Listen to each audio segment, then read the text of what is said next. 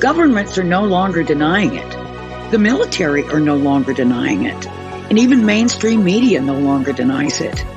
They're here and have been here for a very long time.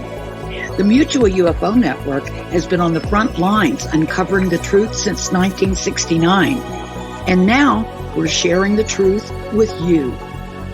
Welcome to MUFON's What's Up with hosts Katie Griboski, Christopher DePerno, and Katie Cook, exclusively on the KGRA Digital Broadcasting Network.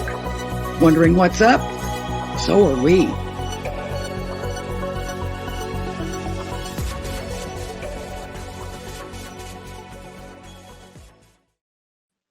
What's up? It is Thursday night, and you are listening to MUFON What's Up Radio, the show that says discovery starts with curiosity, and curiosity starts with MUFON. I am your host, and already in my comfy slippers for the night, Katie Griboski, Colorado State Director. We have got a great show for you tonight. We have Dr. Michael Masters. So amazing, his information. I'm looking so forward to this show. I'm glad you all are here with us tonight. I hope you're all having a great week. So we are always endorsed by MUFON, the Mutual UFO Network, who always ask that all-important question, are we alone in the universe? We are also, be sure to check out kgradb.com. Sign up. There's so many great podcasts and radio shows to listen to. It just keeps you busy for hours. I always like tuning it in at night and laying there and listening to great shows. So check out kgradb.com. I would like to introduce my co-hosts. First, we have Katie Cook. She is known and is a star of country music television and has been investigating the UFO and paranormal now for several years. Welcome, Katie. Yeah, pretty much a lifelong interest for me. I always say I didn't pick ufology, it picked me. So, and I'm right. So excited about the show tonight. I'm really excited to talk to Dr. Masters. I have like 3 pages of questions. I've been geeking out pretty hard on this one. Right. I love when you get into time travel and all that, it's just like, woo, we could talk for hours on that. Also, I'd like to introduce the New York State Director and ERT member, Christopher DePerno. Welcome, Chris. Hey, welcome everybody. Man, what a great show. Dr. Michael Masters on. Going to be talking about, I wonder if you can go back in time, like buy a bunch of IBM stock and then go back, become a billionaire. I got to ask him that. But anyways, yeah, it's a little scary, this time travel theory stuff. I'm very excited about listening to him tonight. For sure. Sure. Yeah. Just real quick, a couple quick little announcements before we get rolling. A couple things. I wanted to announce that the UFO MegaCon has been postponed. And I wanted to also put on there that there is a new event. They actually asked a few speakers that were going to present at UFO Mega to come over to the Sedona Ascension Retreat, which is during the spring equinox. It's March 18th to the 21st.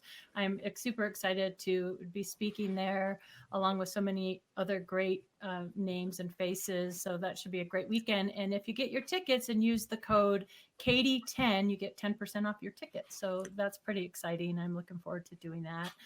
Also, a couple of days ago, we got some very sad news in our UFO community. Clifford Mahudi, there he is. I actually got to meet him at a few different conferences through the years.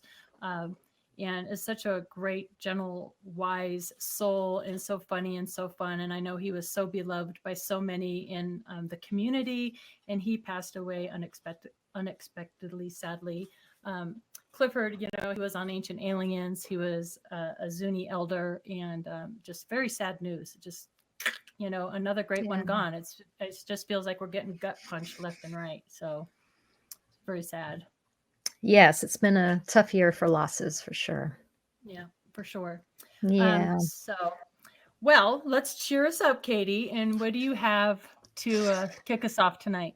Yes, I'm always trying to cheer you up right at the front of the show. We've got a couple fun memes for you, kind of on the time travel theme. So this first one, for anyone just listening, it says, me. So Elon made it to Mars. Time traveler. Do you mean Elon the Emperor? The first or second? Me. What? And then there's another one here that I thought was really cute. Me. I'm into dinosaurs and really like Jurassic Park. Time traveler. The movies or the actual park? Hey, you never know. You never ever know. And of course, I always love to show you guys a paranormal pop of the week. And you remember last week I showed you this pop where the alien had like planets behind him. Well, if you look closely, this is the Valentine version. How cute is that? I have Oh, another Valentine's one here. This might be my favorite. Oh my gosh. Can you Oh, I see like that. a little pink saucer? Look, a little pink saucer girl. I She's like so that. cute. That's a white chocolate mint. And so there's time to get these in time for Valentine's Day. So you know what to do. Go to paranormalpops.com and place an order.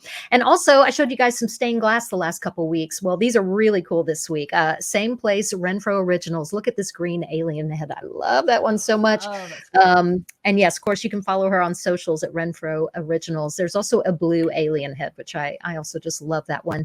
And yeah, they're made right here by hand in Middle Tennessee, and you can order them at renfrooriginals.com. So definitely check those out. Really cool gifts. I All love right. that. I think I want to put that right in front of my picture window so the neighbors can see what I'm up to. There you Yeah, go. for Maybe sure. leave you alone and be like, that Yeah. guy's kind of weird. I Yeah, love them. I do too. I'd have to go for the blue one because when I first got into this, I was looking around like, where are the blue aliens? Where are the blue aliens? So that I blue know. one, those And are it's my- surprising how much alien stuff isn't even gray. We're always talking about the grays. And yeah, and look, I've got all green stuff behind me. I don't, it's the whole little green man thing, I guess, kind of silly, but it's cute too. I like it. All right, Chris, what's going on in news this week? Well, Amanda, you want to roll? All right, our first headline, and I'm telling you, this is getting crazy out here. The world's first nuclear powered fighter jet could fly for 15 years without landing. Personally, I don't know how you're going to take a bathroom break if you go 15 years, but let the Air Force and the Navy figure that out. Could the United States be announcing to the outside world that the latest TR-3B nuclear powered anti gravity Delta aircraft, that's a mouthful, is real? This aircraft is both a ghost and has been called an alien UFO by witnesses. Is it ours or is it theirs? The TR-3B is not fiction from what people say and was built with technology available since the mid 1980s or earlier. The triangular shaped nuclear powered aerospace platform was developed under the Aurora program with SDI and black budget monies. The Aurora program is a top secret development program for advanced aerospace vehicles and has been responsible for development of the hypersonic strategic reconnaissance, the SR-75 penetrator, and replaced the SR-71 spy plane. And of course, they got this one, the SR-74 Scram. Now, people have seen that donut-shaped exhaust coming out. That is believed to be the SR-74 Scram. The Tactical Reconnaissance TR-3B's first operational flight was in the early 1990s, I guess. Technology developed from reverse engineering of recovered alien artifacts that used in the TR-3B at least $3 billion plus the TR-3Bs were flying by 1994. Hey, that's where your government money's going to, flying. The TR-3B's vehicle outer coating is reactive to electrical stimulation and can change color, reflectiveness, radar absorptiveness. Now, this does make sense. As crazy as it sounds, it all makes sense. This making the vehicle look like a small aircraft or a flying cylinder, even tricking radar receivers into falsely detecting a variety of aircraft. No aircraft or several aircraft, you name it, they say they got it. Now, before you say, Chris, you've been fooled, you're crazy, here's a picture of a U.S. Navy patent anti-gravity. Now, I'm not really convinced on this, but I did look at the patent office, and they do have hydrogen propulsion, electromagnetic patents. People have actually have stuff for anti-gravity. Now, whether this TR-3B is in the patent office, I'll let you guys decide. Here's a picture of it that was created, the nuclear-powered anti-aircraft. I guess for all stages, is now becoming pretty practical. For decades, it has been regarded as a UFO by witnesses all over the world. It can fly outside the atmosphere, reach any area in the Earth in 10 to 30 minutes. The cockpit is plasma acceleration ring of the magnetic field interrupter. Now, we do know that there's such a thing as hydrogen plasma and can be accelerated by a magnetic energy field. which is currently the most modern technology of mankind. Is it ours or is it then? Amanda, will you roll that video, please?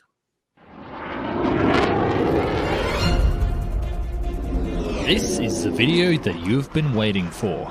The one aircraft everyone has witnessed, from Air Force to stargazers to historians and aviation buffs. Triangle in shape, this spy plane design seems like something out of a science fiction novel. It can perform incredibly high G turns, undetectable on radar, and was developed from top secret Nazi research captured from World War II. And believe it or not, it would use an engine system that can only be described as anti-gravity magic.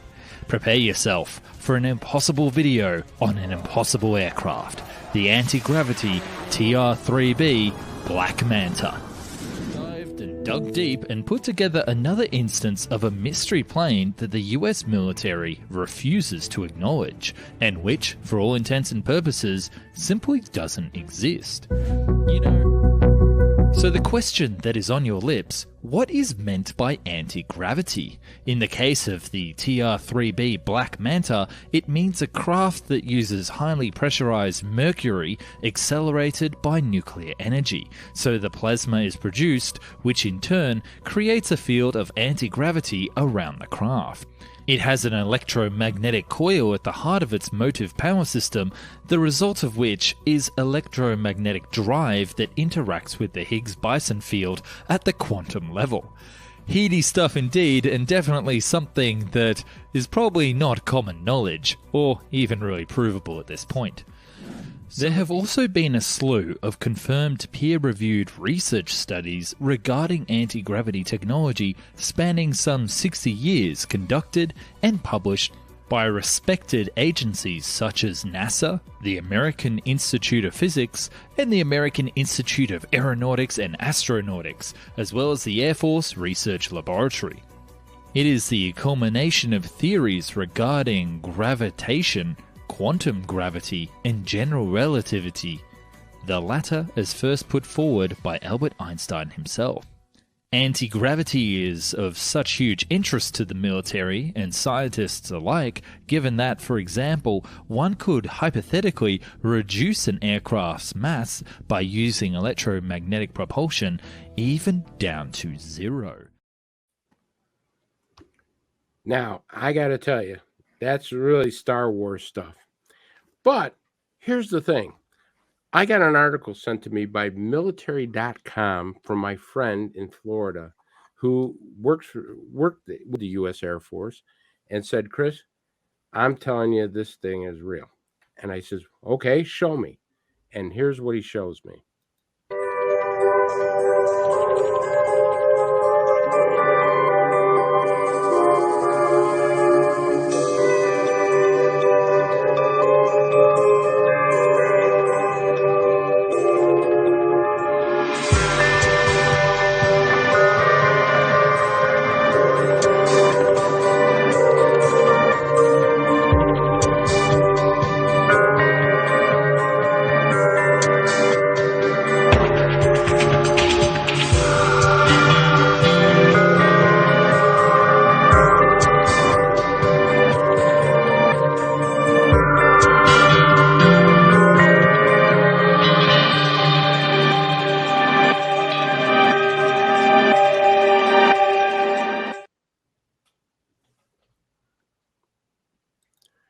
Well, I can tell you this. If you want to know more about it, check out military.com. They got a great article about the TR-3B. And if that website is now putting it out there, that's unofficial, covert type of program that's going on, we got to start looking at it. You decide. All right. So our next story. Wow. This gets even crazier. Alien invaders could turn asteroids into city-destroying bombs before bleeding the Earth dry, Professor Wiley claims. Asteroids and viruses could be weaponized by invading aliens hell-bent on colonizing the Earth to bleed the planet dry of its natural resources. Now, once again, Chris, you lost your mind. This story comes from Professor Paul Springer from the U.S. Air Command and Staff College in Alabama. he spoke about a theoretical extraterrestrial attack. The experts who specialize in the changing face of war said it's most likely probes will be sent ahead of the invaders from beyond our solar system to scope out the Earth. Renewed interest in UFOs have surged since the publication of the Pentagon report in June that saw the U.S. admit for the first time there is something in the skies that cannot be explained. The Congress, the Senate have now all voted through a plan for a newly dedicated UFO office, which we have reported on, to investigate this phenomenon. Should aliens invade, Professor Springer believes they would colonize the planet and bleed it dry of our resources. Yeah, good luck with that. Professor Springer explained that you have assumed any civilization is acting in what it perceives to be in its own best interest.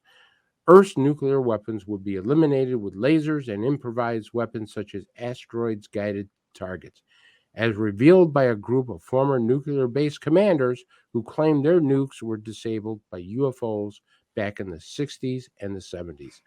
Professor Springer said that this would be a likely scenario that would happen during an alien invasion. Professor Springer said, if I wanted to take down a civilization, I would want to shut them down and make sure that they knew I shut them down. Other weapons used could be a tailor-made virus that just wipes out the human population, leaving Earth, COVID, leaving Earth ready to be picked clean. All right, Amanda, let's roll that video. Alien invaders can turn asteroids into bombs that destroy cities and then dry up the Earth, the professor said. Asteroids and viruses could be weaponized by invading aliens hellbent on colonizing Earth to bleed the planet dry of its resources. According to a wild new theory, Professor Paul Springer, from the U.S. Air Command and Staff College in Alabama, spoke to Sun Online about a theoretical extraterrestrial attack. The expert, who specializes in the changing face of war, said it's likely probes would be sent ahead of the invaders from beyond our solar system to scope out Earth. And the Congress and Senate have now voted through a plan for a new dedicated UFO office to probe the phenomena. As revealed by the Sun Online in October, a group of former nuclear base commanders claimed their nukes were disabled by UFOs. They would be hoping that humans will recognize when they are beaten and accept the status quo. I don't know about you, but if this ever comes true, I'm buying a very comfortable lawn chair and 10 gallons of vanilla caramel ice cream, and I'm just going to sit outside and watch the show. Cookie? Oh my God. Well, Jupiter. Well, what are you going to do? She likes the stories we're dealing with here. Oh gosh. Where do I start? Because I kind of want to go back and talk about the triangle stuff too. There's so much here. Go for it. Let's start with the whole idea, the professor saying would be, colonized and bled dry and all that kind of stuff. I don't know.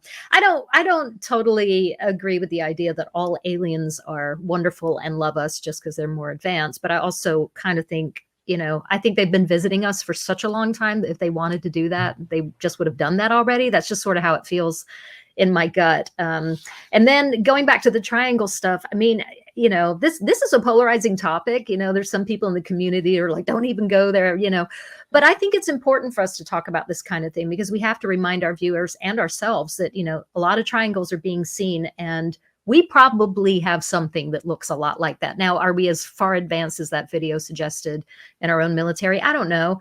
But we do know for sure that whatever they say we have, we've probably had it for a very, very long time by the time they admit that we have it. So I think it's wrong of us to also assume that we know exactly how far along we are with those kind of craft. And why wouldn't we be messing with anti-gravity? I mean, why would we not be, looking into that?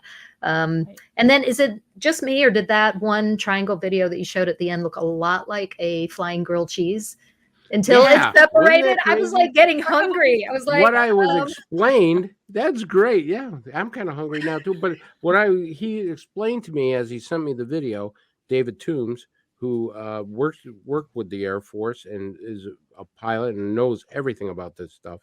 He actually explained that is a standard Air Force type of flight pattern. That's how military planes would fly, and of course they're doing different techniques from it. So I actually checked with somebody else who would know about flight and how military flights are, because I'm not a pilot. I'm never been in the cockpit of a plane. And he says, oh, no, absolutely, Chris. That is absolutely how it would probably be done. So I don't know. You know, I'm going to let the listeners decide. But like I said, check out military.com because they have an amazing article. And that's not some crazy website. Right. I agree with you, Katie. I mean, it's a TR3B is a topic of debate. And, you know, a few researchers that I spoke to said you could trace it back to Edgar Fauci and that it's a myth. But at the same time, my husband witnessed a triangular shaped craft go over our house one night, and I missed it. Of course, I had just gone in from our back patio and missed it. We reported. I actually had him report it to MUFON, which was interesting. And that's just secret military triangle. But I'm like, we don't know either way. We don't know if it's ours or theirs, and it gets convoluted. And there's just so many theories as to how far advanced we are. But there's no doubt whatsoever that, of course, our government is interested in that anti-gravitational propulsion systems for sure. But gosh, my dyslexia is like getting the worst of me today. I'm KGRA. Sorry. we do know that we were playing with stealth back in the 80s. So, I mean, James Goodall, who is an absolute military historian that's right on the button, he's worked with all these top secret projects, has explained about the triangle crafts that we've been working on that. We do know that hydrogen propulsion, magnetic hydrogen propulsion, is actually a fact that we can actually do it. And some actually labs at colleges have actually shown small anti-gravity demonstrations. I mean, nothing big, but they actually have proved that they can disrupt gravity. So if they can do it at college, if James Goodall is saying it, Bob Lazar was saying back years ago they were playing with this stuff. Sometimes myths are actually formed from the truth. Facts. That is absolutely true. Yeah. Absolutely true. And as far as the alien invasion, real quick, I'm on Katie's team on that. As far as they would have wanted to wipe us out, they would have done it a long time ago. But maybe we're getting to a point where they're like, we've given them chance after chance after chance to get their stuff together. We're done. So who knows? Well, and of course, we'll be hearing a whole other theory about all of this from our guest in just a little while, too. So that's true. Well, that is true. The last thing I want to say about the alien invasion stuff, we do know there's been reports that they've been sucking up water. Water has a component in it, hydrogen. And so I'm just wondering, as David Toombs says, they were sucking up stuff from the sun. They were sucking up water. Are they using our resources, place as a pit stop at a gas station? So you always got to keep these little theories in mind and say, got to think outside the box, not always nuts and bolts. Yeah, let's send them all of our hot dogs. They'll leave us alone real fast. Jesus, ain't that the truth? Well, hey, let's have a little fun. We've got a minute. You guys want another edition of Flying Unidentified Flying Celebrities? Let's do the Flying Celebrities. All right, Amanda. Time for this week's Unidentified Flying Celebrities. In an interview with Interview Magazine, Miley Cyrus described seeing a UFO, saying, quote, "The best way to describe it is a flying snowplow. It had this big plow in the front of it, and it was glowing yellow. My friend saw it too," end quote. She went on to say she saw a being sitting in front of the flying object, and they even made eye contact. Kurt Russell revealed on the Jimmy Kimmel Show that he witnessed what is possibly now known as the Phoenix Lights, saying, quote, "I was flying and there were these banks of lights in the shape of a triangle right near the airport.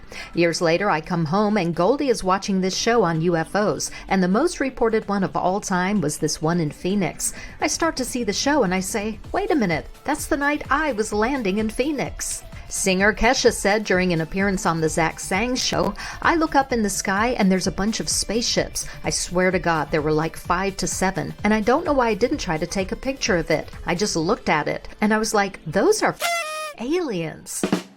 That's your latest Unidentified Flying Celebrities. I love Goldie Hawn. I love it. Oh my gosh, love it.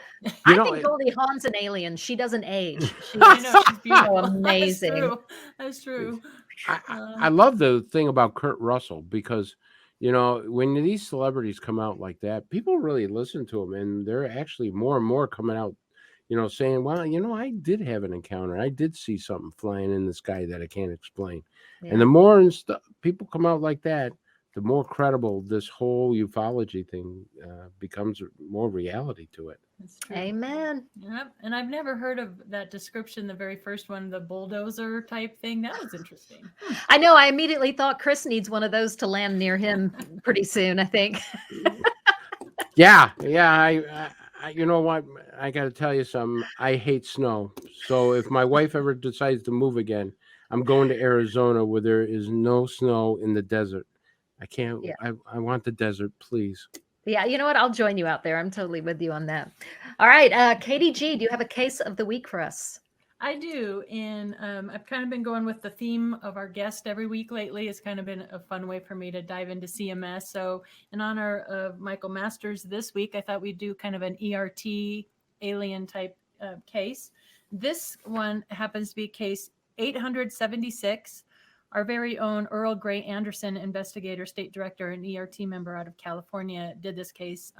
It was changed from a Category 3 to a Category 2 case. It's from Huntington Beach, California. It occurred October 16th, 2016 at 3 a.m. And I'm just going to read real quick what the witness said. She said, and I like this case also because there's so many little things in her disposition here that really make sense to me. So I actually think I have been getting abducted my whole life. I am 23 years old and things started getting weird when I was about 7. That's an age you often hear. They always happened in different ways when I'm sleeping or laying in bed or driving in a car. This past time I was sleeping and I thought it was a dream. Again, something we hear often, whether it was a dream or a memory. But waking up, I was so panicked, I'm pretty sure it wasn't. I knew right away they weren't human because they had cricket faces with these tall, muscular bodies and strange jumpsuits. The only way I could describe them was these metallic light rose gold, almost leather type material, but it wasn't. That right there for investigators is really cool because the witness is trying to make sense of what she saw and what she's familiar with, but it quite doesn't match what she saw. It was something so foreign to her. So I love that description that she put right there. So with an assortment of zippers and buttons, but they just looked like they were, but they weren't from this earth. I was walking down a dirt road and they were still talking among themselves, but I didn't have enough time to run. So I just laid myself down like a rug and buried my face in the dirt. I was so terrified and confused. I just wanted to disappear. They just walked up to me and one crouched over me and then I blacked out. I seemed to have these 2 perfectly round scoop marks that appeared on my back right calf. I have encountered lost time, sleep paralysis, encountered lights in the skies, humming noises, sleep problems, medical problems, crazy electronic malfunctions, and a couple other symptoms. I have always had incredible intuition too, which seems to be connected with my abductions. And strangest of all, my boyfriend and I were almost completely sure I was pregnant 3 separate times. I had all the signs, symptoms, and belly, but then overnight I wasn't anymore. Super sad. So commonly reported. I think so many things she touched on in this case are so common with abductees. So, and the scoop marks were really interesting to me as well. There's a photo up there for you guys to see. This case was closed as information only. So that's my case of the week. That's Any an comments? incredible case. Wow. Yeah. Go ahead, Yeah. Katie. Well, first of all, that's really sad. She's been Mhm. through a lot that I know has been extremely unpleasant for her. And I really feel for her. That's a lot in one lifetime for anybody to go through. And I really, when you said it really stands out to an investigator, when something's so foreign that the person has trouble explaining it. I mean, we have to assume when we're dealing with whatever these entities are and whatever happens during a contact or abduction event, that we might be seeing something that our brains really cannot process. And so I think that's a big part of this puzzle, is that human perception. Like you can try to describe a material or a color, but what if it's something you've literally never seen with your human eyes before? That's, I think, part of the confusion that goes along with all of this. I agree.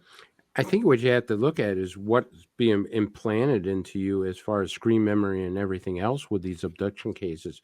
It sounds very much like a typical abduction case. You have the scoop marks. For people who don't know what a scoop mark is, the scoop mark is like almost like a little crater or valley that appears overnight, and there's no scar to it. There's no way that anybody knows how this person got a cut or how this meat of your body was actually taken out. So we don't know how that sample is. Doctors have looked at scoop marks. People have looked at scoop marks and said, "Hey, I've never been, scratched there or cut there. Never had any scar there, and now all of a sudden I got a little indentation in there that looks like something was taken out of me." Yeah. The implanted dreams are very important because maybe they're trying to send us a message. I had several people who've been abducted who said, "Chris, I've never dreamt about this before, and now all of a sudden I'm dreaming about, certain things." One of the things that I see are nuclear war. They are sometimes implanted with these dreams of nuclear holocaust. So, I mean, are they trying to send us a message with the abduction people? I don't know. Yeah, interesting case for sure. Hey, Yeah. Chris, did you get in touch with Bob Sparing this week? I did. And of course, the director of international investigations always comes up with a great one. Amanda, would you roll that tape?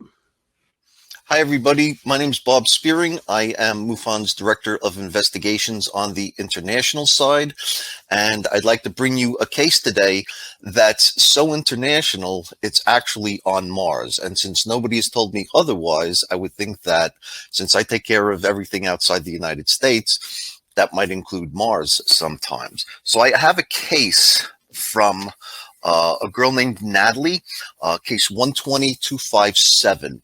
And as you know, many people like to look through the NASA website for photos that may show anomalies on Mars and on the moon. And there's been some strange things over the years that have been seen on Mars. Lights issuing from the surface, lights drifting across the sky, a person sitting on a rock that they claim is only really this big, and it's just a rock formation that pareidolia, a person's ability to think that it's something else. And there's lots of things that go on Mars. Natalie captured something from the NASA website, and we're going to post her screenshot from the website right now, photo number 1. Chris? This is right off the Perseverance rover website, and you can see that the rover is taking a picture of a barren landscape. But if you look way up to the right-hand corner, you'll see a tiny black dot. And we're going to zoom in on that next with picture number 2. Chris, if you will. This is not a photo anomaly. This is not a blemish. This is actually something in the air over the surface of Mars. Now, many conspiracy theorists will say that the rovers never went to Mars. It's actually Prince Edward Island in eastern Canada, up near Newfoundland. I believe the rover's on Mars, but I don't know how you would classify all of these objects that keep being seen in the air over Mars if Mars is a dead planet. Mars can have incredibly strong windstorms, but that doesn't seem to be the case here. So the question we have to ask in this case is, what was that black orb-like object captured in that photograph? Was it floating? Was it flying? We don't know. It couldn't have been going very fast because we don't see a blur. It's a fairly crisp picture of a spherical object. So we're probably going to close this case out as anomalous, unidentified. We don't know what it is.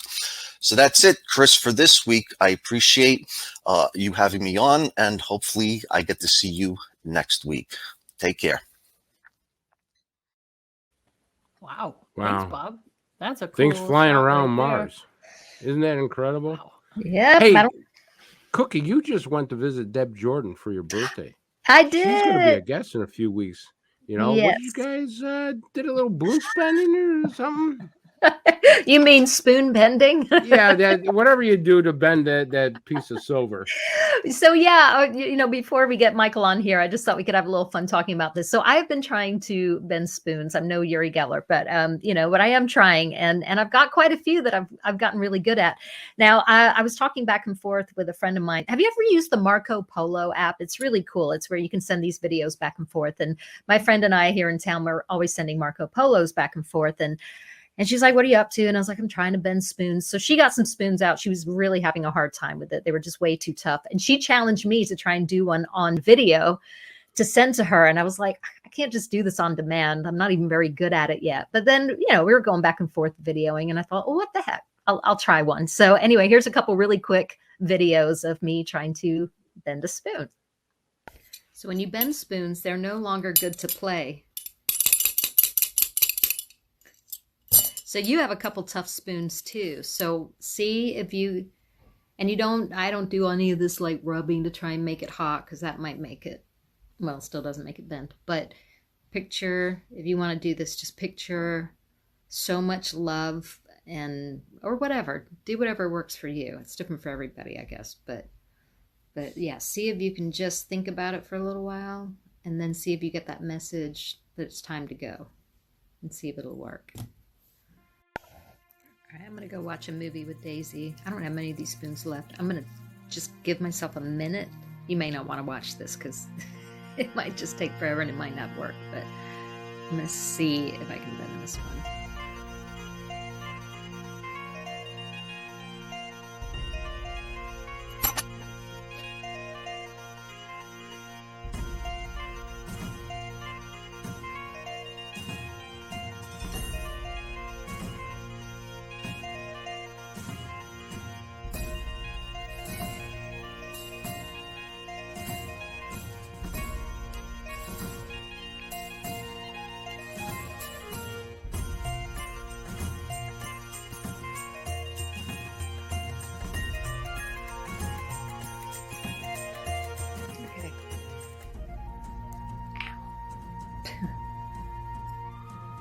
So that one went like that again. And it gets hard again right after.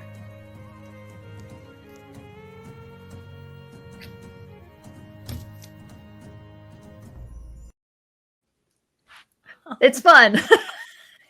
So that's so got to try that. Holy cow. That's this one. And I'm telling you, like, I cannot, like, it really, like, I'm hurting my hands trying. Once it hardens back up again, it won't go. It's really fun.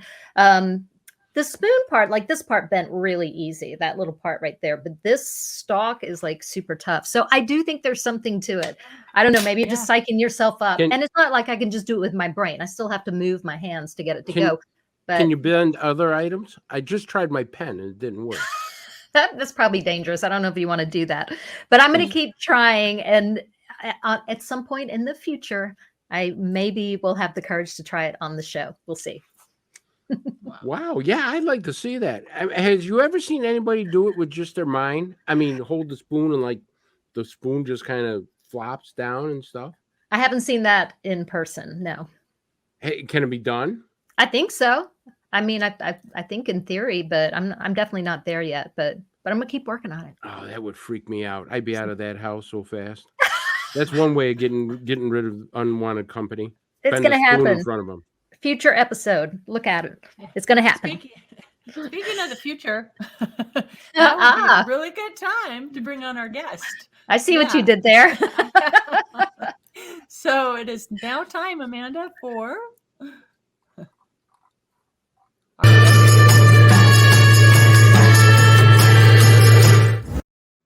all right. Our guest of the week this week, Dr. Michael P. Masters, is a professor of biological anthropology at Montana Tech in Butte, Montana. He received a Ph.D. in anthropology from the Ohio State University in 2009, where he specialized in hominin, evolutionary anatomy, archaeology, and biomedicine. Over the years, Dr. Masters has developed a broad academic background in which he began studying physics and astronomy at Ohio University in Athens, Ohio, with further undergraduate and graduate coursework in astrobiology, statistics, astronomy, and physics, as well as a perennial review of developments in modern physics regarding time and time travel. Collectively, Dr. Masters' background, education, and current research program combine to offer a unique perspective and a novel approach to addressing unanswered questions pertaining to a widely recognized yet poorly understood aspect of modern global culture.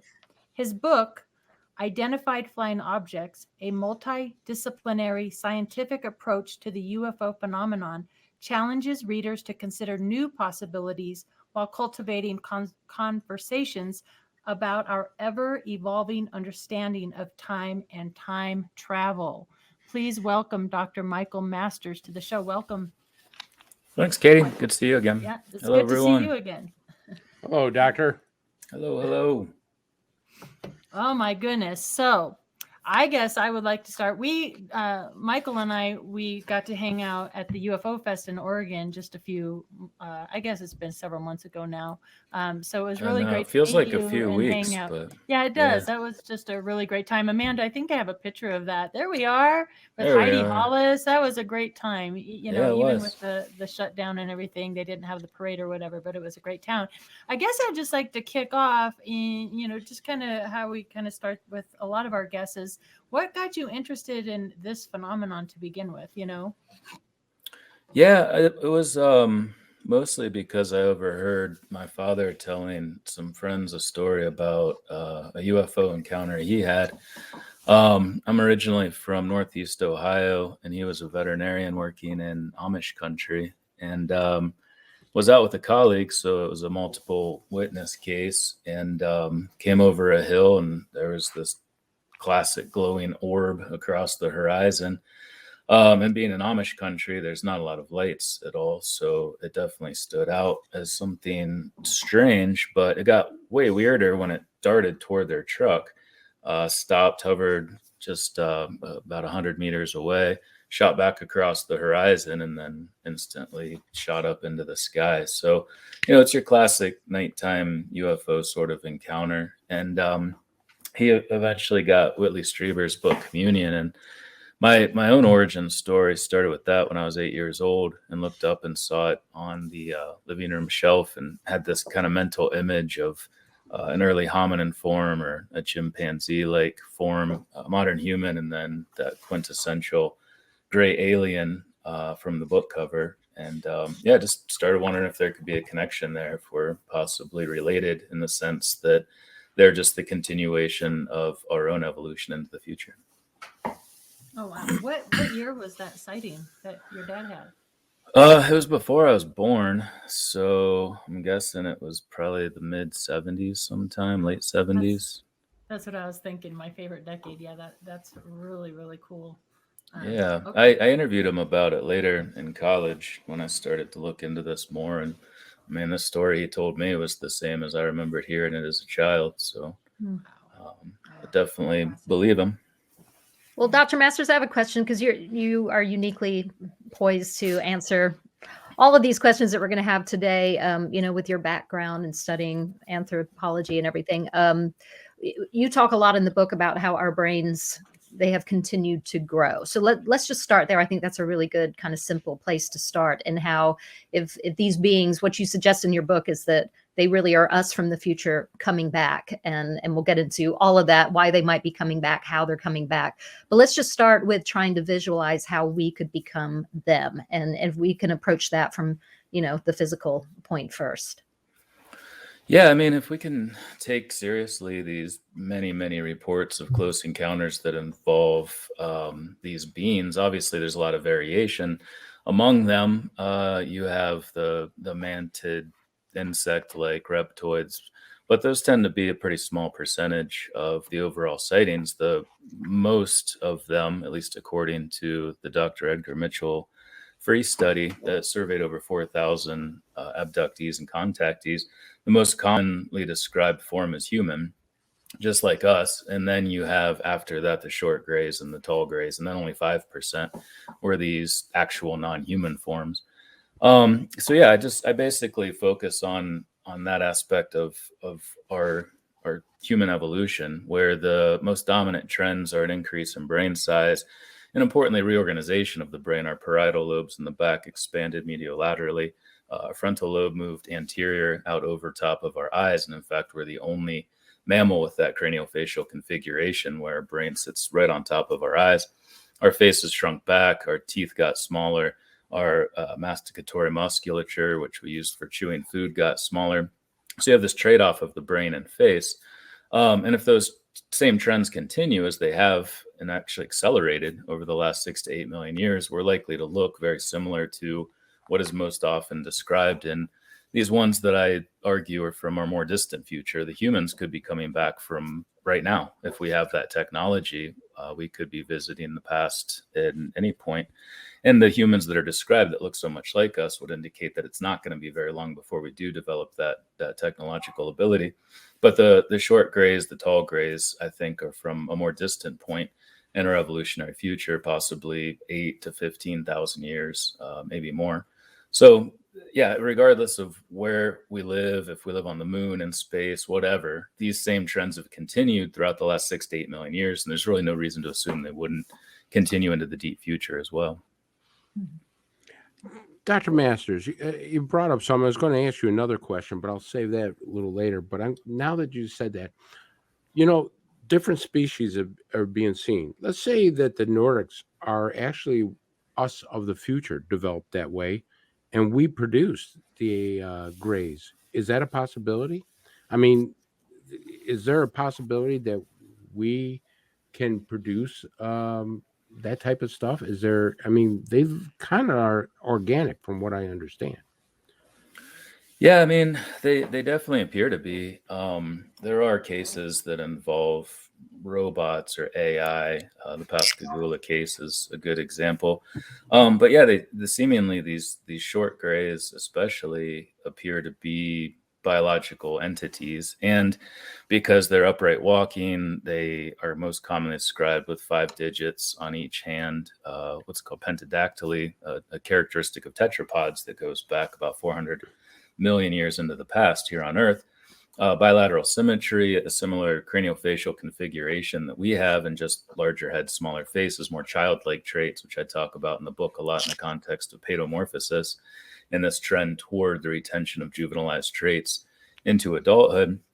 It's possible that they are manipulated, made. I don't know. It's really hard to say. It gets a little speculative to claim that we start doing genetic engineering or something to create this other breed. In my opinion, it's just a product of time itself, that the Nordics are probably from a more proximate period closer to us here in this time.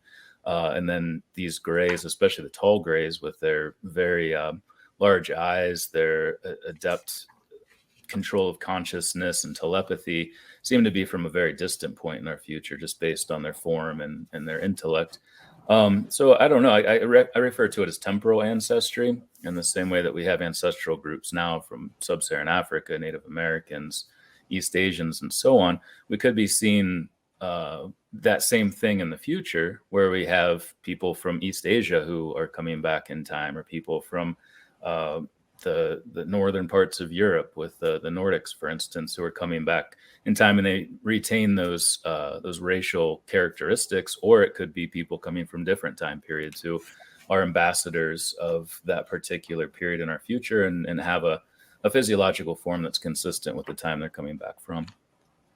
Wow. Yeah, that's a fascinating topic. Because you often hear in reports and from witnesses and that there seems to be these taller grays, and then the more mechanical grays. So maybe some are more sentient, and some are more AI type beings. But you mentioned the bipedal kind of thing. I mean, it's very uncommon to get reports of ETs or beings that have, they're usually on 2 legs and upright. We don't get like 6-legged creatures or 8-legged creatures like a spider. Can you kind of speak about how rare it is to be bipedal? Absolutely. And in fact, I've said many times before that if they were described as having 6 legs, or, like jellyfish or squids or spiders or something, I never would have became interested in this. But it was that seemingly the similarities, the phylogenetic relationship that appeared to exist. And bipedalism is one of the best indicators of that. It's actually the trait that defines our lineage as hominins, is that 6 to 8 million years ago, we stood up, started walking on 2 legs, and all of these other changes were associated with that. Most importantly, being able to use our hands for culture and technology, and our brains evolved alongside. So yeah, if they had more legs, if they walked differently, if they didn't look anything like us, I wouldn't be involved in this at all. But it just seemed to be such a glaring resemblance that I thought it was worth investigating farther. And the more I learned about hominin evolution and focusing on craniofacial evolution specifically, the more it really seemed like that's just the direction we're going. And it's probably not something that's going to change. But yeah, with the AI, it's possible some of the grays are. We would expect the same way we do now when making robots that we make them look like us. So if they had those same characteristics, it could be an aspect of the way we built them, if they are sort of the worker bees of the future. But again, many do sort of see them as being more biological. It could be both, I guess, as well. I have a question, talking about characteristics. I'm looking at young people today, and I'm seeing how many young people are saying, I don't know if I ever want to have kids. I have so many friends who have decided they don't want to have children. It's so different than it was, even when I was younger.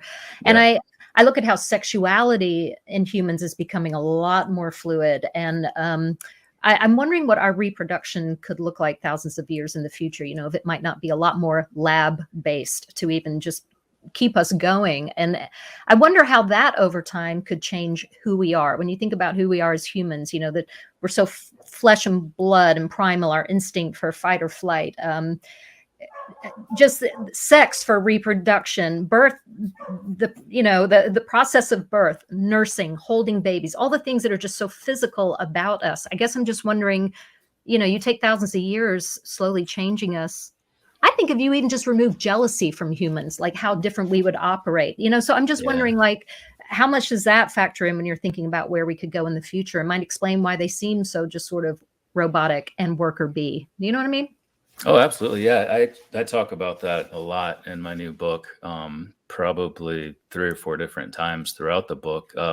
This aspect of these trends that we see now, especially with regard to reproduction, fertility programs that we have, we're losing our ability to reproduce even beyond that personal choice, where a lot of people choose not to have children. I have a lot of friends as well who got vasectomies in their 30s. They just made that decision early on.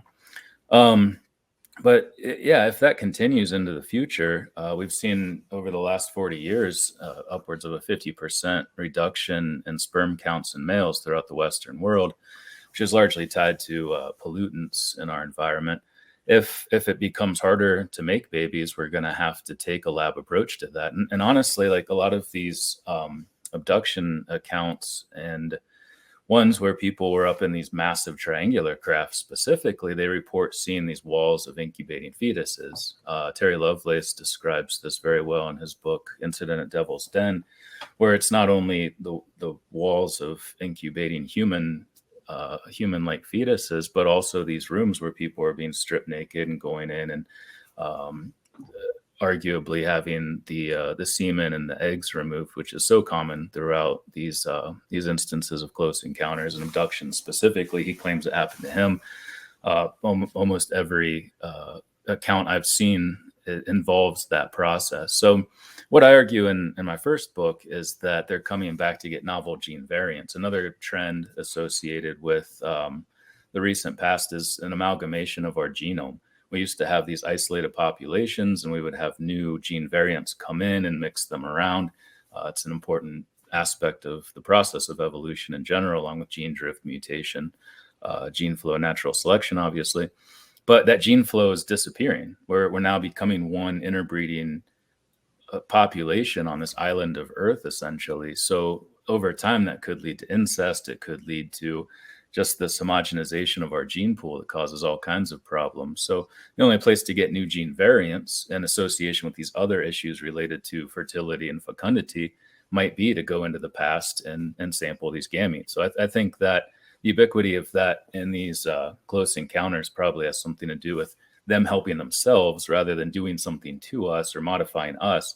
I think they're just trying to fix some problems that they're having in the future, mostly related to fertility. Yeah. Makes sense. I will tell you, I think you're right on the button, doctor, because I have friends who actually went to an infertility clinic, and actually that's how they had their baby. And the science, even in our primitive state right now, is absolutely amazing what they can do genetic-wise and how they do it. I mean, it just blew my mind. I want to take you, before we go to break, I want to take you real quick, and we'll pick it up after break. You say that the possibility of the pyramids may have been built by people from the future. What's your feeling of that? No, I don't think so at all. I'm definitely not in the ancient aliens camp. Everything made at those times could easily be made by the people and the technology that they possessed all throughout the world. And I think the fact that we see the same shape with the Aztecs, the Olmecs, the Maya, the obviously the pyramids of Giza is just an aspect of building. I mean, you start making a structure, and if you build it with that pyramidal shape, it's much more solid.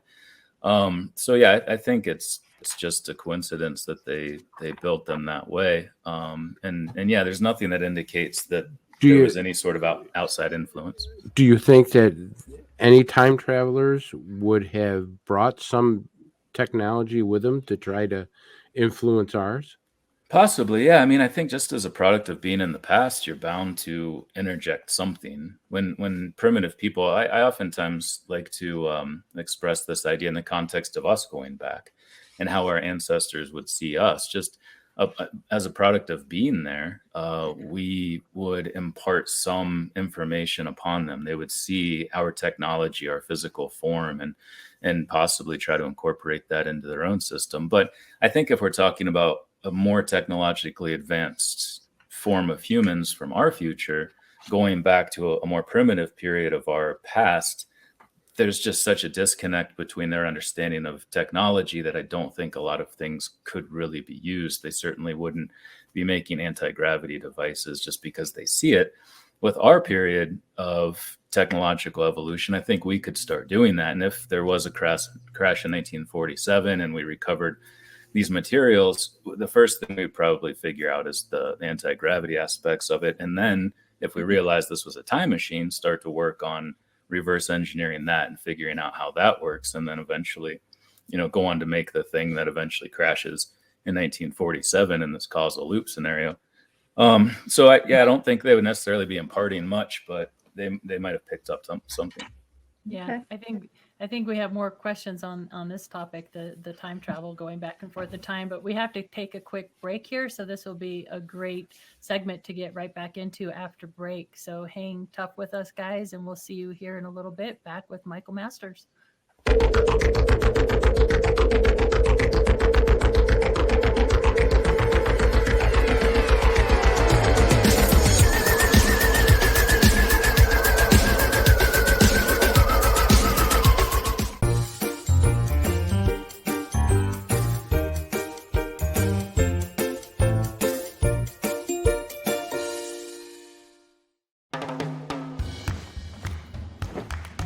I don't want to talk about it.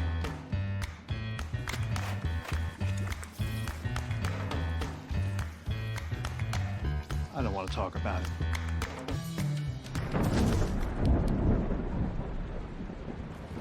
Families don't have to talk about everything, but they should talk about how to plan for an emergency. Get tips and resources to make your family's emergency plan. Hey members, the new KGRA-DB app is now available on iOS and Android devices. Gain on-demand access to any KGRA-DB programming. Download any show directly to your mobile device to listen or watch on the go. Go to the App Store and search KGRA-DB. Welcome to the new KGRA digital broadcasting website, thekgradb.com. Here you'll find great new content, including the KGRA Classics, great shows from our archives. You'll be able to see the show times and information so you can see what show is currently on air. The On Air Live button. So just go to this section and you'll be able to hear the show live with exceptional sound quality. We also have the Vault section. Make sure to subscribe to get access to great content and special features. We have the make content for our latest news and events, so make sure to sign up and you can be part of our forum. So make sure to check out the new KGRA digital broadcasting website, the KGRADB.com. We look forward to seeing you there, and we hope that you enjoy the new website.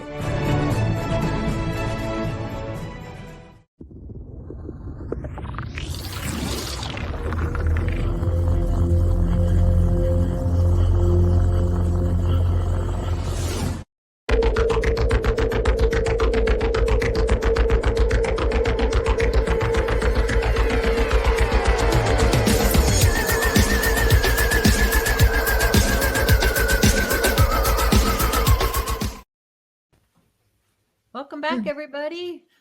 So continuing on with this, welcome to Dr. Michael Masters. We're speaking with him. We're kind of getting into this ETs, us from the future, time travel question. And I guess my question would be if the ETs, the Greys, are us in the future, and they've come back and they're kind of manipulating us in small little ways. Do you think they're manipulating our DNA? And if so, why haven't they tried to, I don't know how to say this other than like help us more? Like things seem to be, we're kind of messy in our world right now. Are they just standoffish? Are they just observing? What do you think?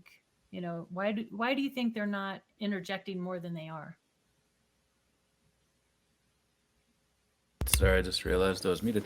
It does seem to sort of be like a Star Trek sort of prime directive situation where they're observing but not overtly interjecting themselves into our reality yet. But I think in the future, if we do start to understand who they are and when they're coming from and why they're doing these things, there's really no reason why they couldn't become a part of our reality, live amongst us. Possibly some of us go to the future, the past, or whatever. I think it's just a matter of us reaching a level of societal and intellectual maturity. We probably seem very primitive to them still, especially with the way we treat the earth, the way we treat each other, the way we treat other animals on this planet. So actually, somebody just sent me a case study the other day where they explicitly stated that to an abductee, where they said we're not mature enough to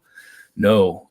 They told him that they were from the future, but they're not making that widely known yet because we're not mature enough to really be able to process that. It really wasn't that long ago since the whole H.G. Wells fiasco. I think it was like the early 1900s. So if they're looking back over thousands of years, and we freaked out about an alien invasion about 100 years ago, you could see why they might want to avoid coming down and revealing themselves. Right. You're talking about the on the radio. Orson Welles. Yeah, that's what it was. Yeah, no, that definitely wasn't our finest moment, I suppose. So I want to ask, because you talked about, whether or not they could be coming back and kind of integrating with us somehow. Let's just talk about the grandfather paradox, because I'm sure a lot of people watching have that in mind, being that if you were to go back and kill your grandparents before your parents are born, then poof, you don't exist, kind of thing. But you talk in the book about not so fast, maybe there's a way around that. There have been some studies to prove that may not necessarily be true. Can you touch on that? Yeah, I think I cite a study by Ringbauer et al., which came out actually just before I published the book, possibly in 2019. Some researchers in Australia who did some modeling with a particle physics study and showed that there really is no change. And in fact, the consistency paradoxes, like the grandfather paradox, really only exist as paradoxes if there's change. If the situation can involve change. And with regard to the Everett interpretation, the many worlds interpretation of quantum mechanics, you can have change in that sense because you have this decoherence. Quantum decoherence leads to the formation of a new timeline, essentially, in the multiverse theory. However, most physicists and philosophers advocate for the block universe, the block time model to explain space-time. And in that one, there is no change. Everything remains self-consistent. Igor Novikov, it's known as the Novikov self-consistency principle because of research that he and Kip Thorne and a number of other well-known physicists conducted throughout the 80s, 90s, and even into recent times. Richard Feynman as well. But the thing is with block time, if you go back to the past, everything remains self-consistent because anything you do well in the past, you've already done prior to ever leaving. So that exists as an integrated moment with your future. You're not changing anything. You go back and just do the things you were always going to do in the first place. And then any change, if we like to think of it that way, has already manifested itself before you ever went back to do it. Everything remains highly integrated in this block universe model. So there really aren't consistency paradoxes because if you didn't kill your grandfather, you're never going to go back and do it.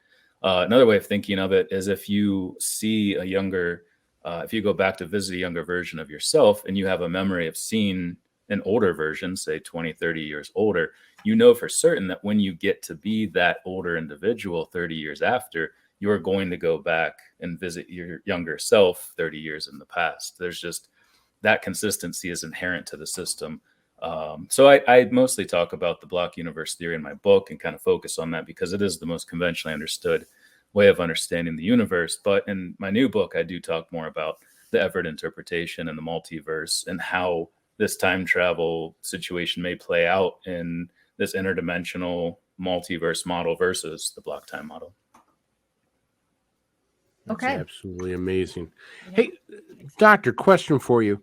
I may be way off base with this. Rendlesham Forest, I think it was Jim Pendleton. Yeah, Jim Pendleton. I think he believes that this was an alien craft. This was an actual time traveler. Mm-hmm. And that when he touched the craft, he received some certain message. And that's how he actually believed. Are you aware of that? And if so, could you explain it to the listeners? Yeah, absolutely. So the 1980 Rendlesham Forest incident, it involved John Burroughs, Jim Penniston, and some others, Kassenbach. And he got closest to it. He had some people stay back because the radios weren't working, as they oftentimes don't in the presence of these highly electromagnetic objects. So he went up, talks about how time, space seemed to slow, seemed to change. It was like he was walking through water to get to this thing, but he touched some of the hieroglyphic-esque symbols on the outside and received this binary code, just a long series of zeros and ones. He felt compelled to write them down, wrote them down. Later, while doing an interview, somebody asked to see this journal where he documented all of these things. He'd forgotten about the binary code some 20, 30 years later when he had this interview. And the reporter pointed out that binary code can be deciphered. So he had it deciphered, and it listed, I think, 8 different GPS coordinates of different places, important places throughout the past, which is interesting unto itself. But then also it said that they're the eyes of our eyes. Essentially, they come from 8,100 years, whether that's 8,100 years from now or BC AD, if they use that system still in the future. But yeah, he strongly believes, and there's a good case to be made, that he was interacting with a time machine, and they imparted this knowledge on him through this binary code. Wow. Yeah, I do too, because he doesn't know anything about binary codes. And the codes are, from what I understand, correct me if I'm wrong, Dr. Masters, but the codes were pretty specific, weren't they? Yeah, they were. I wrote about this a lot in my new book as well, because it's a fascinating case. And obviously, it focuses on time travel. I look at some cases that don't necessarily fit this model as well. just to sort of, bring some balance and see how other models might fit: extraterrestrial, obviously, interdimensional, ultra-terrestrial, simulation hypothesis, and others. But yeah, his is really fascinating. And, if you hear him talk about this, it really seems like it happened. And yeah, he didn't really have any reason to make it up. It would be really hard to come up with this string of zeros and ones that meant anything, let alone that gives a specific date of their return and all of these important historic and prehistoric sites and GPS coordinates. So yeah, I find it to be a really interesting case. What I find fascinating about that case, just one last statement, is that Pendleton actually now has a disability retirement from the military, but it's classified. I don't know if you heard that, Doctor. No, that's interesting. Yeah. A couple thoughts on this. Speaking of binary codes and communicating with us, A, what do you think of crop circles? And number two, what was I going to ask? Go ahead and just talk about the crop circles. It just whoop. Yeah, I don't know. I was writing about that recently too, and it'll probably piss some people off, to be honest. I don't know. I don't really get it. It doesn't make sense to me. Like, I understand crop circles in the sense that you have this spinning hot thing come down and leave an imprint in the grass. But as far as the really complex ones, what I argue in the book is that the most basic characteristics of communication are speaking or conveying something, and then understanding.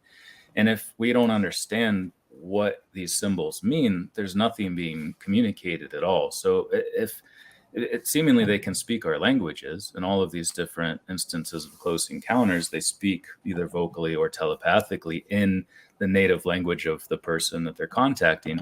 So why not just write out a message in the grass in the native language of the people that live in that region? Why make all of these convoluted symbols? I don't know. I'm skeptical about the whole thing. Okay, well, I have a couple questions. First of all, because you keep referring to the new book, I want to make sure that I've read the Identified Flying Objects book. Is there a new one that you're working on now, or is that the newer one? No, that was my first book, Identified Flying Objects. It took 7 years to write. This one's a little, it's been a little more fun. It turns out there's almost as many references in this one as the first one, which I was surprised to see the other day. But no, this new one focuses more on the abduction phenomenon, sort of a John Mackian approach to the situation, looking at different case studies. One of them is the Jim Peniston case, as I mentioned, and some others. Actually, one of the first ones, I heard you talking about magnetic hydrogen propulsion before I came on. And one of the first cases is an accidental encounter where this miner comes across a UFO. A human comes out and says, "Can we take your water, please?" And even goes on to describe that they use it as part of their anti-gravity propulsion system, gives them a tour of the craft, shows them how this machine operates, it sort of goes along with what you were saying earlier. I'm sorry, I took a tangent there and forgot what the question was. Well, I wanted to make sure that we knew which book we were referring to. Right. So no, the new one. The new one out? Should be pretty soon. Honestly, I just sent it to my editor yesterday, which felt really good to get that off the plate because I'm so behind on all my committees and work on campus. So, once I get it back from the editor, it's just a matter of getting the audiobook recorded and then publishing. But it's a different take on the situation. The first book looked more at the human evolution, the time travel, the physics, the astrobiology. This one brings all of that in, but focuses on individual case studies and just the patterns. There's so many consistent patterns across these cases. So trying to understand them in the context of the best model, or what makes the most sense from an abductive reasoning logic standpoint. But I think it's called the extraterrestrial model and should be out in the next few months, I would think. Wow, congratulations on that. That's awesome. Thanks. Yeah, it's been fun to write. Talking about abduction and like you said, patterns in so many of these cases, so much of egg taking, sperm taking.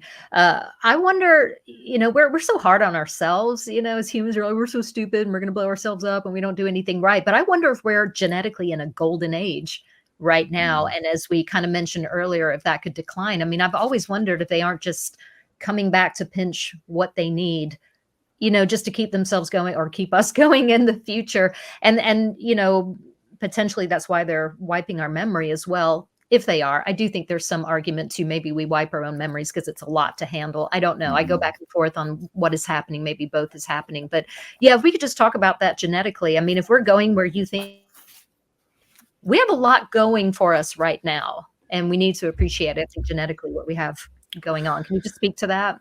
Yeah, no, it's a great question. And it's funny because I was literally just thinking about that yesterday. How if we are moving toward this this trend of reduced fertility, fecundity, genetic homogenization, possibly we screw something up with CRISPR, trying to engineer some cure for disease that becomes heritable and screws up our genome in the future. There's a lot of things that could happen technologically, but also just based on current trends, it seems that we're going down a path where there could be genetic problems in the future. So yeah, in a sense, that would kind of make us in a golden age. And if they are coming back to sample gametes for themselves in their own past, you would expect them to come to a point where they can get the most for their money, essentially, which would be closest to them, but still where we had enough genetic diversity that we could add new gene variants to their somewhat stagnant gene pool in the human future. Doctor, about the crop circles, I have to agree with you. Probably 90%, probably 95% are garbage. I think there's just people out there with a piece of wood and a rope on a lot of them just stomping around in the middle of the night. However, a researcher by the name of Jennifer Stein, who's well respected in ufology and stuff, has actually sent me pictures of insects fused into the actual weed. And I was wondering if you'd be interested in, if you wanted those pictures and stuff of that nature to have them examined. Yeah, absolutely. And I'll admit, it's always good to acknowledge things that we don't know a lot about. And I haven't studied the crop circle phenomenon to the extent that I probably should in making a statement that's so skeptical about it. So yeah, absolutely. I would love to expand my knowledge base on this. And I recently met with a researcher who's here in Montana. His name's Richard O'Connor. He just published a book about the nuclear annihilation aspect of these abduction reports and contactee reports. And he makes a case about a crop circle that appeared right before a nuclear meltdown that happened somewhere. It was somehow averted. I don't remember exactly what happened, but it was a pretty convincing argument that they were trying to communicate something, again, poorly, obviously, but that there was this very tight-knit correlation between when the crop circle appeared and when this nuclear problem happened. So I don't know. I guess I'm still open, but yeah, I'm with you. I think the majority are probably hoaxes. My question to you now is, do you think some of these people from the future are maybe like trying to just not anything specific, but just like tourists or kind of like hanging out to see what I mean, you get these photos and I think I think some of them are garbage. And I want to ask you, the people walking around in the 1920s with cell phones or some stuff like that.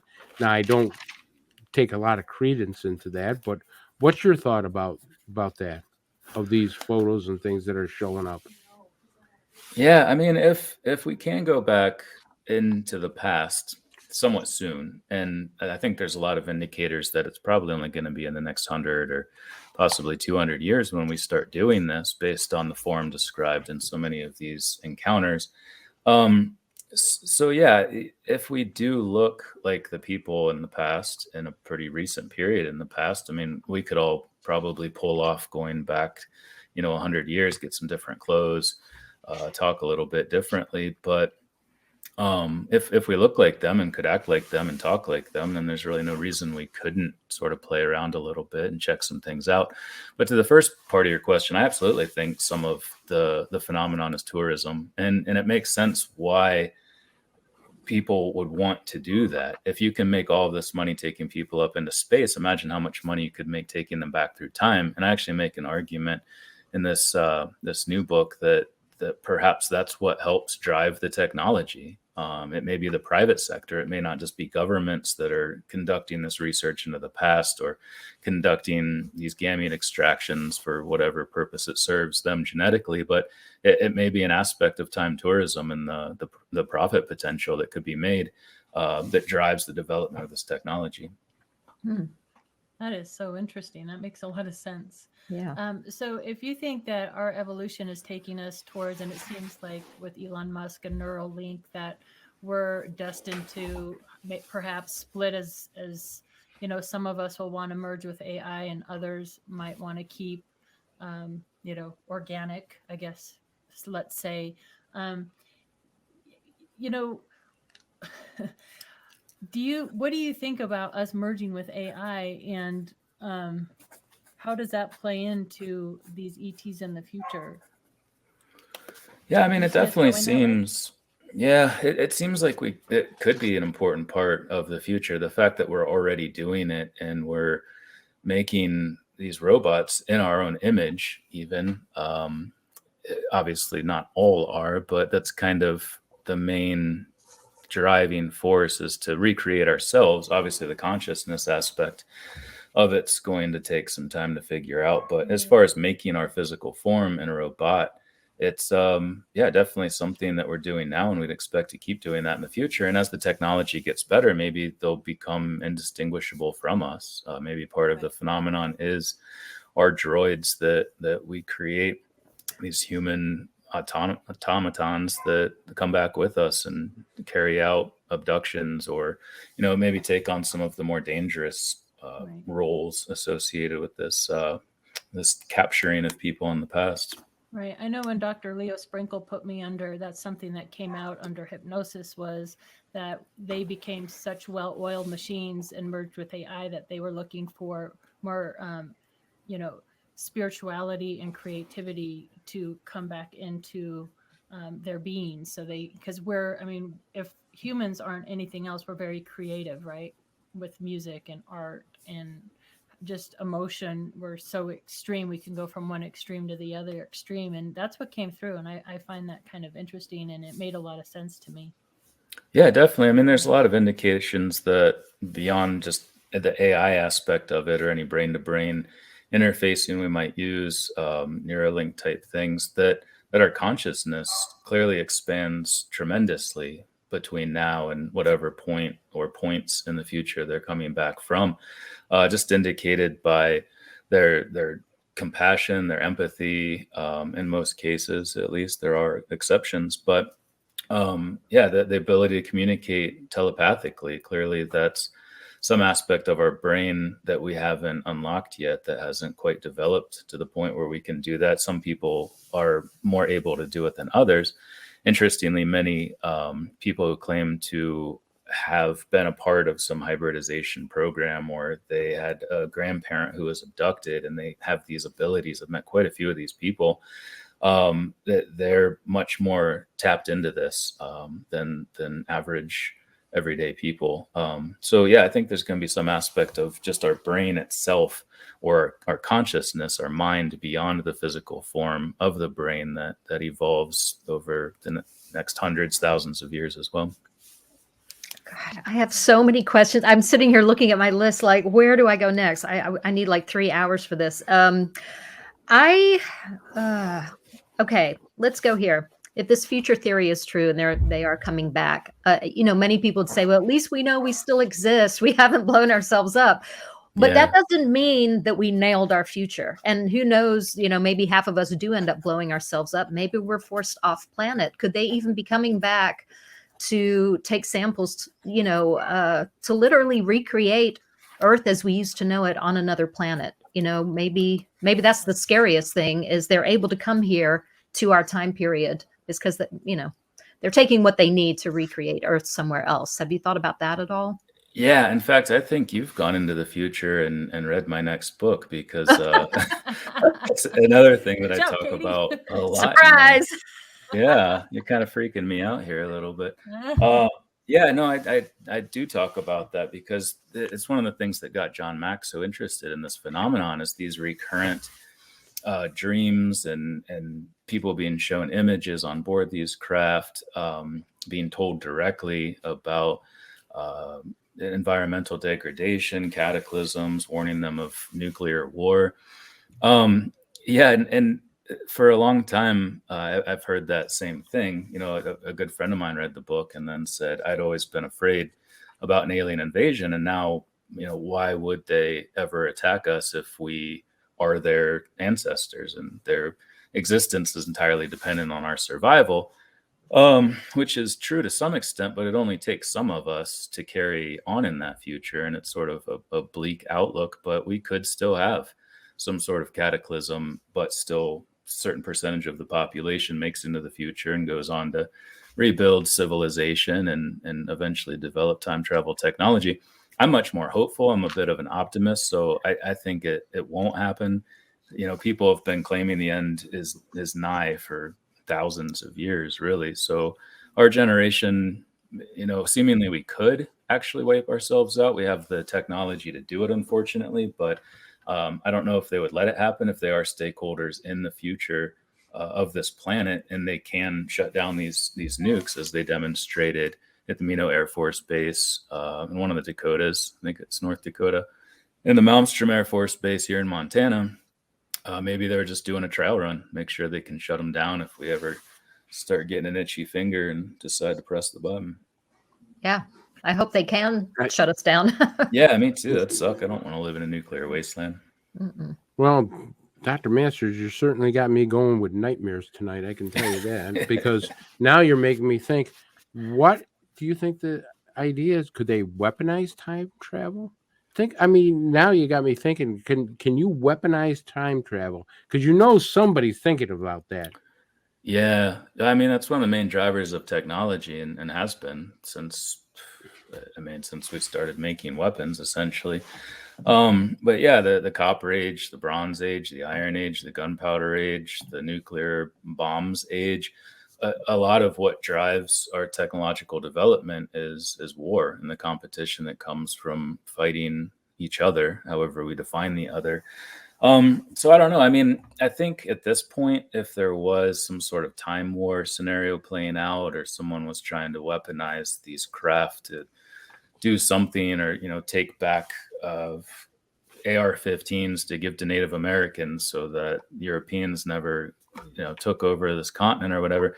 There's a lot of scenarios that could unfold, but we don't really see that. It doesn't really line up with this sort of prime directive aspect of their interactions with us. So I certainly wouldn't doubt it, because it's kind of been the status quo for humans throughout the past. But I don't know. I don't think, at least thus far, there's anything that indicates that. So, so some of us evolve into ET in the future, and it's us in the future coming back. But do you believe that there's other beings or races or civilizations out there that are not connected to humanity or humans at all?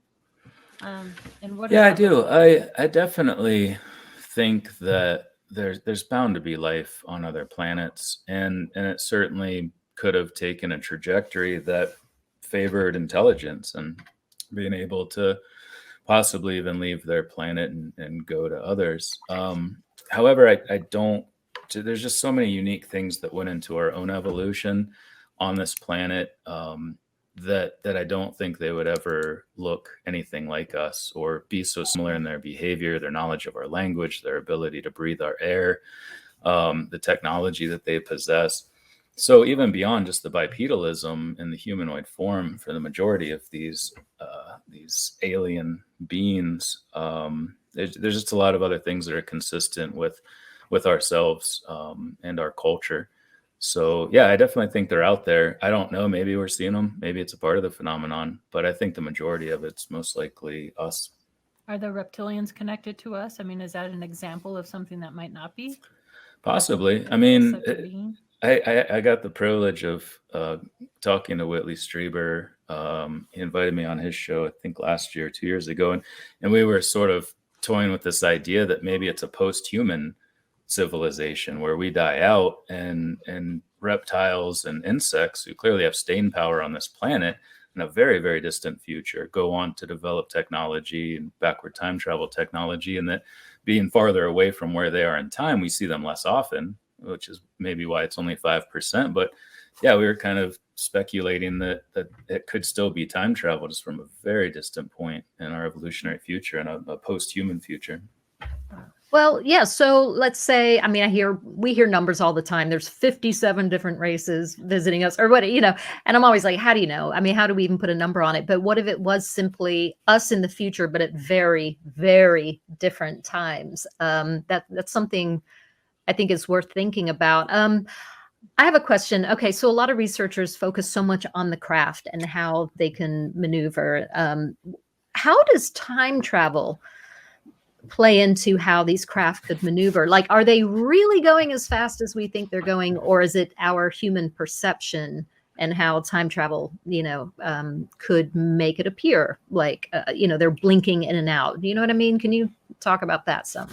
Yeah, absolutely. There's a lot of characteristics of these craft, the way they move in the sky, the way they are transmedium, can move through air, water, that seem to indicate that they create a sort of space-time bubble around them, that they're manipulating the rate at which time passes in that vicinity, which, in addition to making it look like they have these instantaneous accelerations and decelerations, may give them the ability to travel through time. And the very common characteristic of them just appearing and disappearing in the sky would seem to be an indication of that. Because if you have something disappear from your 3 dimensions of space, it indicates it moved through our only other known dimension of time, the 4th dimension. So yeah, I think it could explain the G-forces. It was estimated that the tic-tac, based on the SCU's data, Kevin Newth and Robert Powell, Richard Hoffman, a number of people really broke down what was happening and came up with a G-force of 12,500 Gs for this maneuver that this thing did. So obviously anything would be crushed on the inside of that, but then you have all of these abductees who talk about being taken to the moon and back, or traveling in these craft as they're moving, but they feel no G's at all. They feel no acceleration or deceleration whatsoever, which again indicates that they're manipulating the speed of time in the general vicinity of that craft. So what we see as a 12,000 G maneuver may feel like 1 G or less than that to them in their reference frame, I guess. Yeah, that makes sense. Doctor, have we, do you think we're doing time travel now? Do you think we're actually working on it? There's a theory out there about Project Looking Glass. I mean, obviously you probably heard of it, but are we anywhere getting toward that? I was told, and I heard you say the same thing, that probably within 100 years or so, we're going to be able to do it. Is that correct? So we must be working on it now. It's only recently that I started to think that. Before I really got into the weeds of the abduction phenomenon, I mostly just focused on these grays, it's sort of what everybody talks about. And they seemingly have traits that are characteristic of many thousands of years in the future. And honestly, I don't think Peniston's 8,000 years is too far off from when we might start to get traits that look more like that. The ones with the really big heads and childlike features and short stature, I think, is probably more than that, 15, 20,000 maybe. But yeah, based on a number of accounts where it's a very human person using technology that doesn't seem too far off from what we currently have, it could be pretty soon. And honestly, if we start to kind of understand if this is correct, and obviously there's still an element of doubt in my own mind, as there always should be with any theory. But if this is correct and it becomes conventionally understood, or at least conventionally considered among the population, and we start to talk about time, and we start to talk about all of the situations that could unfold if we did contact ourselves in different periods, there's really, like I said at the top of the show, there's really no reason why they couldn't say, well, it was us all along. And this is why we did it, and this is how we did it. And that's it. We just live amongst people from different times in the same way that we live amongst people from different geographic regions and different geographic races. Today, we could have time races in the same way. Okay. So here's a question. So you're talking about how different we could be. What about how similar we could be? Moving towards a monochromatic, monolinguistic future. It's easy for me to visualize that. But you've also talked about, we have to factor in wild cards, like volcanic eruptions that scatter us or whatever. We just have no idea. It's not just up to us where we're going, right? So can you explain that a little bit? Yeah, and that's one of the big challenges in talking about this with academics in my own field. Is there's this taboo of teleology that we can't say that there's this one direction that we're going, or just because these things in the past have occurred, it's always going to happen in the future. And I certainly recognize that, and I talk about it in my first book. But if we are seeing members of our future who are coming back, it's not that we're projecting anything. We're observing, we're documenting, we're studying these people in the state that they exist in the future. We're not trying to say that, and in fact, I go out of my way to avoid this in my writing and my research, is not to speculate about what will happen between now and then. I hear this all the time from people. We'll live in space, so that's why our eyes get big and we have to wear the contact lenses for the radiation, or we'll live underground, that's why our skin gets gray. Who knows? Nobody can know. And I don't speculate about those things, but just based on past trends that have endured throughout the history of our species, it's likely those will continue regardless of where we live or what happens, if there's an asteroid or nuclear war or a volcano or whatever. So I think it's just a matter of being on track to become them, and what we see in them, regardless of how it happened, is just an aspect of all of those things that take place between now and then. Yeah. Okay. I'm going to throw you a curveball here, Doctor. Hope you don't mind. What about two civilizations? Do you think there could be two civilizations here on Earth right now? I mean, I guess if the multiverse is the reality of the situation, there could be some sort of parallel universe that runs somewhat tangential to our own, and you could cross back and forth between it. But no, just if there was any current civilization that was at the same level of complexity that exists in the one we're familiar with, I think we would almost certainly see it somewhere, at least in the archaeological record, especially if they move from place to place. And there's not really an indication that we are ever at a phase in our cultural evolution that was this level of sophistication. So I'm skeptical of that. The only reason I say that is because now a lot of sightings are over water, going into the water, around the water. And it may be that the time travelers are just looking at our oceans to see what's going on with that as the same thing. But there are people out there that think that there's another civilization living on this planet, reptilians or fishmen or whatever. I don't know. Well, I definitely agree that if we are coming back in time, wouldn't want to have to make that trip every time. And there's things we would need in these different periods that we're working in that would be better built and stay in those times. For instance, these massive fertility labs, as I call them, from a number of reports with the incubators and the extractions taking place, that's something that you could build in that time that's used for that purpose, and then hide it in the ocean, hide it on the dark side of the moon. I've sort of come around to the idea that there's a base on the moon. I know it sounds crazy to say, but so many people describe going to it and being at this base. And it's really sus that we haven't gone to the moon since like the 70s. Like, why is that? It'd be so easy for us to do now, but why have we just sort of forgotten that this thing's there, which was cause for such fanfare the first time we stepped foot on it? So I don't know. I think if there is another intelligent civilization that's sort of hiding out in our oceans or operating on the dark side of the moon, that it's still probably us from the future. They just took up residency in our time because it's easier. That is very suspect that we haven't been back to the moon. Speaking of a multiverse, what do you make of the simulation, that we're all a simulation, like we're just a game? What do you make of that theory? I'm definitely open to the idea.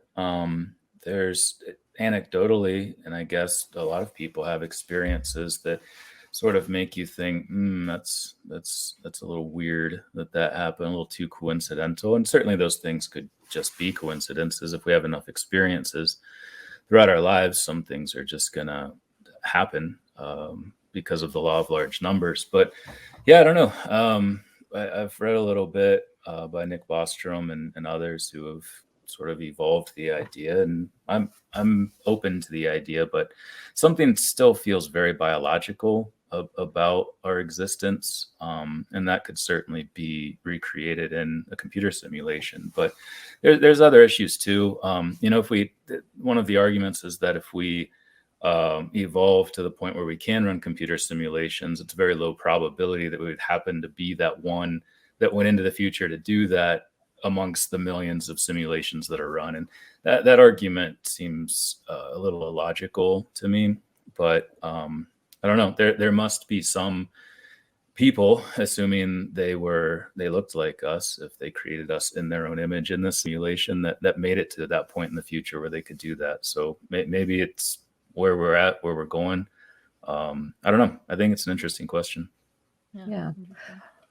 So you mentioned earlier, you called it time tourism, and now that's got my mind racing. If you had the chance to time travel, if I gave you one chance and I said it's going to be safe, you can blend in, you won't get caught, and you'll come back safely with some answers, but you have to pick future or past, I'm curious what you would pick and why, what time period. Yeah, I mean, I've always been interested in the future. I guess I wouldn't have gone down this rabbit hole if I wasn't. So yeah, I would want to see what the future looks like. And I think I would probably I can only go to one time. Yeah, let's have fun and force you to pick just one. All right. I think I would probably go to the year 5000. Whoa. What do you hope you might see? A utopian civilization, void of war and famine and hatred of the other. I like that. Will you take me with you? I think it's called Disneyland right now. Yeah, no, I don't want a fake one. I want a real one where there's a sense of empathy that's shared by all. And it seems if these are time travelers, it seems that's kind of where we're going. They often espouse this sense of love and compassion, despite doing horrible things to us in many cases, which I think is sort of needs of the many outnumber the needs of the few situation. But it kind of seems like we're going that direction. I think by the year 5000, we'd probably be there. Oh my God, I hope so. Doctor, the producer, Amanda, wanted to ask you about the butterfly effect. What is I'm be honest with you, I never heard it before. So that's my question to you. What the hell is the butterfly effect? Yeah, it's the idea that if you go back in time, even simple things that you do have an effect that then sends ripples through the future and causes problems, causes changes. And again, these situations only matter if you look outside the block universe, because there is no change that's allowed in the block time model. But the idea is that you could alter your timeline and you go back to the future and everything would be different. And this plays out a lot in a number of TV shows and movies, and it's sort of a misnomer. It's not the reality of the situation if the block universe model is correct, which it makes sense and it's adhered to by most who study time. But yeah, that would be sort of the multiverse model, the decoherence and the separate timeline situation, where that could be a factor. You go back and you step on a bug 10,000 years ago and you come back and everybody's dead or whatever. Yeah, or you go 5,000 years in the future and accidentally blow something up, and then you can't come back and visit yourself anymore. No, okay, my cat is going crazy. Where are cats 5,000 years in the future? Because this one is knocking off all of my pens and knocking everything off my desk. Why? Do you have any idea why cats do that? You've studied living creatures on this planet for a long time. Why do cats do that? Yeah, I'm not sure they ever really signed on to this whole domestication thing. Dogs went all in. You can't make a dog not like you. But yeah, I don't know. Cats seem to sort of operate on their own rules. I kind of respect that about them. Yeah, they can be a little jerky. Okay, so I have a question. Speaking of being jerky, I am dying to know how your research has been received by other people in ufology circles. I know I've seen you on a lot of lecture circuits and at symposiums, but let's face it, the very thing that you're suggesting, it could blow everybody else's theories completely out of the water. And I know you're not saying I have the only truth here, but I'm just wondering if people been like, yeah, right on. That's kind of mind expanding, or wait a minute, what the hell? You're going to ruin everything I've spent years researching. Yeah, we deal with that a lot in academia, and I'd like to say that we understand, and we do understand, but we don't always adhere to this. But theories are supposed to be replaced. They're supposed to evolve as our knowledge grows and as evidence becomes available. So it should be fine if there's something that maybe is more parsimonious to consider. But yeah, you're right. And much like in academia, you also have dogma. You also have people who strongly adhere to some notion, regardless of how much evidence there is to support it or not. And yeah, it's funny. I sort of expected that I would get all this backlash from my academic colleagues, and the UFO community would say, oh, okay, that makes sense. And it was the opposite. My colleagues have been extremely supportive, and many in the UFO community have as well. But initially, there was definitely some pushback from the very first talk I gave in Oregon at a MUFON meeting. And then I presented the 50th anniversary symposium for MUFON too in Irvine, California. And there was definitely some haters, to say the least. Yeah. Yeah, I can imagine that. I was actually there when you gave that lecture. I thought it was phenomenal. Oh, thank you. And people walked out going, "Holy crap!" Yeah, this is really good. This is really a great, refreshing thing to think about. Yeah, and I still have a little note from what somebody wrote, the Hotel Irvine, on a little Hotel Irvine scratch pad, that it was their favorite UFO presentation ever. I kept it by my desk for motivation. So yeah, it wasn't just it was well received, and I think people enjoyed the talk. It was mostly the other people who are in this field weren't as receptive to this idea. And the idea has been around for a long time, really since the 40s is the earliest I could trace it back to. So it shouldn't be anything that causes that knee-jerk reaction, but I don't know. I've got thick skin. I've dealt with stuff like that my entire life, and a place where it's much harsher even in the scientific community. So it didn't bother me. And honestly, I feel like over the last 3 years, it's changed a lot. And there's much more openness to other ideas and interpretations than there was even in 2019.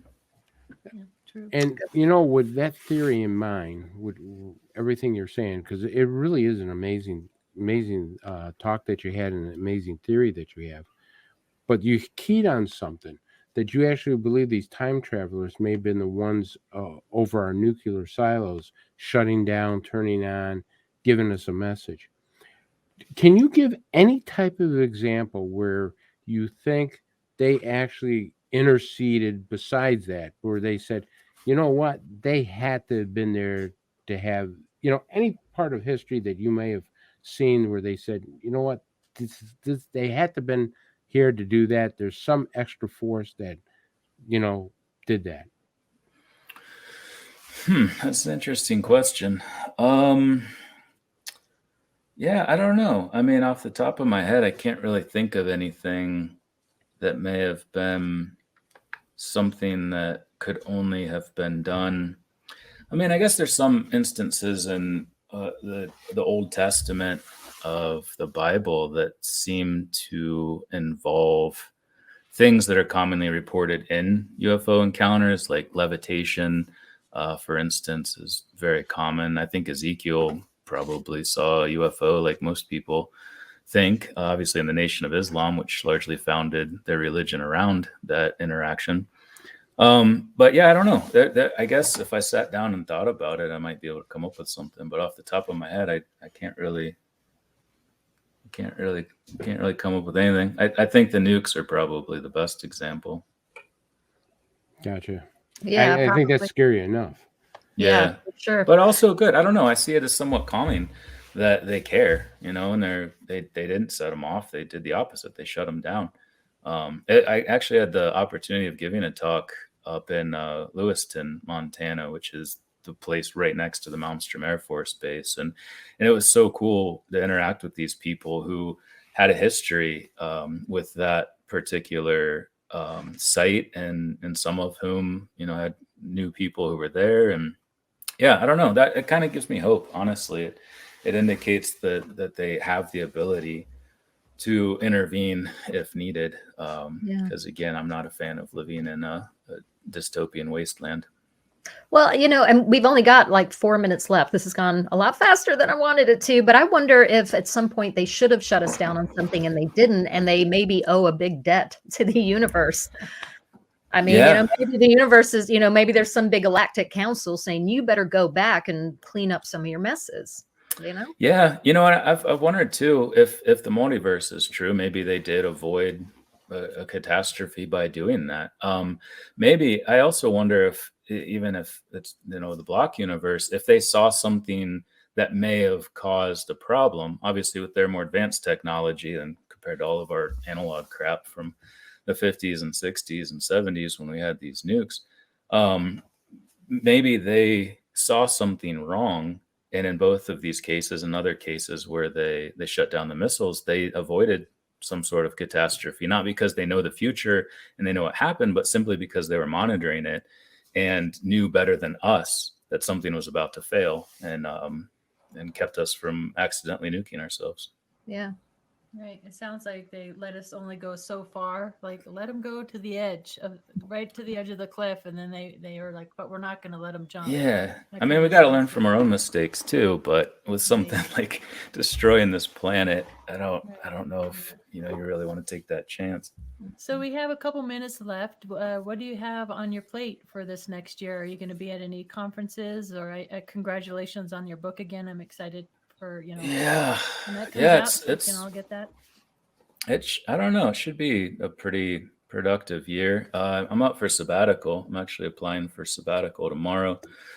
So if I get that, I'll have more time to do a lot of things planned. Been doing a lot of TV stuff lately, documentaries and things like that. And maybe if it gets bought by the networks, I'll have my own show that kind of looks at this whole time travel model in much more depth. So I've been working with a production company to hopefully get that out there.